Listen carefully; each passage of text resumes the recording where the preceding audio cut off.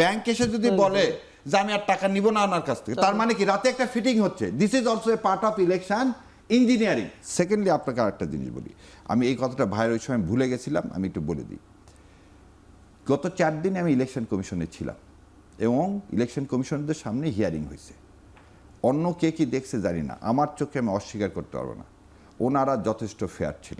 কেউ যদি বলে যে মহাসচিব আসার পরে রাতারাতি চেঞ্জ হয়ে গেছে তা না, কিন্তু দেখেন একটা উদাহরণ দিই। আসলাম সাহেব, সে হচ্ছে খেলাফি এবং 1600 কোটি সম্ভবত, 1600 কোটি টাকার। আগের দিনে সে ট্রাস্ট ব্যাংক দাঁড়ায় বলল যে ওনার বিরুদ্ধে আমরা সিপি ফাইল করছি, যে উনি টাকা দেননি, হাইকোর্টের অর্ডার মানেননি। পরের দিন ট্রাস্ট ব্যাংক এসে কি বলে জানেন, আমরা আর অ্যাপেলেট ডিভিশনে কন্টেস্ট করব না। ওই বেচারা ইলেকশন কমিশনাররা কি করবে? ব্যাংক এসে যদি বলে যে আমি আর টাকা নিব না আপনার কাছ থেকে, তার মানে কি রাতে একটা ফিটিং হচ্ছে। This is also a part of election engineering. আপনি 1700 কোটি টাকা যে লোক দিতে পারেন না, আপনি 10টা লয়ার এবং সব বিগ বিগ প্রমিনেন্ট লয়ার নিচ্ছেন, তাদের ফি দিতে পারছেন, আর ব্যাংকের টাকা দিচ্ছেন না। ঠিক একই কাজ যখন হচ্ছে, ঋণ খেলাফি যতগুলো হচ্ছে, ওখানে আমি লোকগুলোর চেহারা ব্রিগেডিয়ার সাথে বলে ফেললো এইভাবে আপনার অসত্য সবাই কি করতেছে, হাইকোর্ট থেকে একটা অর্ডার নিয়ে আসতেছে। কি order? Stay order. CIB. CIB মানে কি?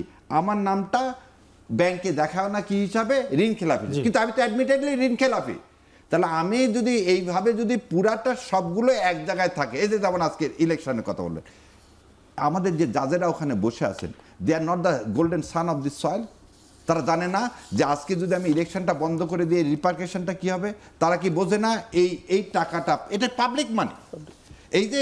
এই যে আসলাম সাহেবের কাছে যে টাকাটা আছে, এটা আমার আপনার টাকা রে ভাই। ব্যাংকের টাকা তো আসমান থেকে আসেনি। তো যে লোকটা টাকা না দেওয়ার অভ্যাস, সে সরকারে যে ভাই বললেন কল্যাণমূলক, কল্যাণ করবে না, আগে সরকারের কাছ থেকে কি করে নিবে? টাকা নিয়ে নেবে। তাহলে আপনি কাকে ভোট দিবেন? যে লোকটা প্রথম থেকে মিথ্যা কথা বলতেছে, অসৎ চরিত্রে, তাদেরকে দিবেন না। জি একদমই। যদি একটু আপনার কাছে ফিরতে চাই, এই যে ইলেকশন ইঞ্জিনিয়ারিং এর যে টার্মটা, এনসিপির আহ্বায়ক বলেছে যে ইলেকশন কমিশন যদি মনে করে দেশে একটাই দল, তাহলে তারা ভুল ভেবেছে। ইসি এমন করতে থাকলে আমরা মাঠে নামতে বাধ্য হব। নাহিদ আরও বলেছেন যে ইলেকশন ইঞ্জিনিয়ারিং করতে চাইলে তা ভেস্তে যাবে। এবারের নির্বাচন 2008-এর মতো না, এবারের নির্বাচন হবে 1991-এর মতো। এবার একটা ভালো কথা বলেছে। তা মানে এই যে ইলেকশন ইঞ্জিনিয়ারিং, মানে এই টার্মটা কেন আসছে আবার হঠাৎ করে, কি মনে হয়? আচ্ছা, ইঞ্জিনিয়ারিং ব্যাপারটা একটু অ্যানালাইজ করি। তার আগে আমি যেটা বলেছি সেটা একটু বলতে চাই। আমি প্রাথমিকভাবে যেটা বলেছিলাম, ভোটারদের যে এই ধরনের স্পন্টেনিয়াস চলে যাওয়া, সেটার সাথে ইঞ্জিনিয়ারিংয়ের সম্পর্ক নাই। এটা একটা perception which might be proved wrong. 91 সালে আওয়ামী লীগ জিতে যাবে, that was a popular perception, এবং সেটার উপরে ভিত্তি করে নাকি আওয়ামী লীগ, আমরা অনেক ছোট ছিলাম, স্কুলে পড়ি, ক্যাবিনেট নাকি বানিয়ে ফেলেছিল, কিন্তু সেটা হয় নাই। কিন্তু পারসেপশনের কারণে এই ফ্লো তৈরি হতে পারে। আবারও বলছি, এটা যদি জামাতের জন্য এই পারসেপশন হয়, তাহলে যখন সুইং ভোটার ওইদিকে যেতে পারে। কিন্তু যে ঝুঁকিটার কথা বলছি, খুব একতরফা নির্বাচন হওয়ার ক্ষেত্রে ইভেন কোনো রাজনৈতিক দল নিজে না চাইলেও ইঞ্জিনিয়ারিংয়ের প্রবাবিলিটি তৈরি হয়। আপনি তখন বিএনপি সাজতে চাইবেন, বা জামাতের জন্য যদি ফ্লো শো তৈরি, আপনি জামাত সাজতে চাইবেন, এবং আপনি চান বা না চান সে আপনার হয়ে কাজ করা শুরু করে দিতে পারে। ইলেকশন বিতর্কিত হওয়ার সম্ভাবনা থাকে। এই জন্য কেউ পরিকল্পনা করে যে কাজটা করছে সেটা নাও হতে পারে, এটা আমি ব্যক্তিগতভাবে সত্যিই মনে করি। সো তারা তাদের জায়গা থেকে এই যে কনসার্নটা জারি রাখছেন, এটাকে আমি হেলদি প্র্যাকটিস হিসেবে দেখতে চাই। এটা দরকার আছে, কারণ এভাবেই কাজ করে। আমরা তো আসলে বহু বছর আমাদের গণতান্ত্রিক ইনস্টিটিউটগুলো কাজ করেনি, এবং আমরা একটু এই জায়গাটায় আসি যে আপনার সাংবাদিকের কথা বললেন, আমি যদি এইভাবে বলি আপনাকে, আজকের কোনো দল, আপনি বললেন বিএনপি আপনাকে বলেনি, আমি যতদূর জানি কোনো দলই এই ধরনের কথা এখন বলছে না।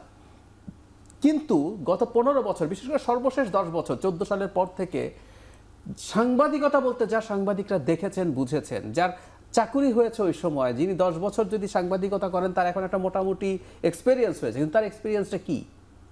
উনি সাংবাদিকতা বলতে কি বোঝেন? যারা সরকারি কর্মচারী হয়েছেন, প্রজাতন্ত্রের কর্মচারী হয়েছেন, 8 সালে যারা মানে বিসিএস দিয়ে ঢুকেছেন, উনি আজকে মিড লেভেলে চলে গেছেন, উনি আজকে ডিসিএসপি হচ্ছেন। তো উনি প্রজাতন্ত্রের কর্মচারী বলতে আসলে কি বোঝেন?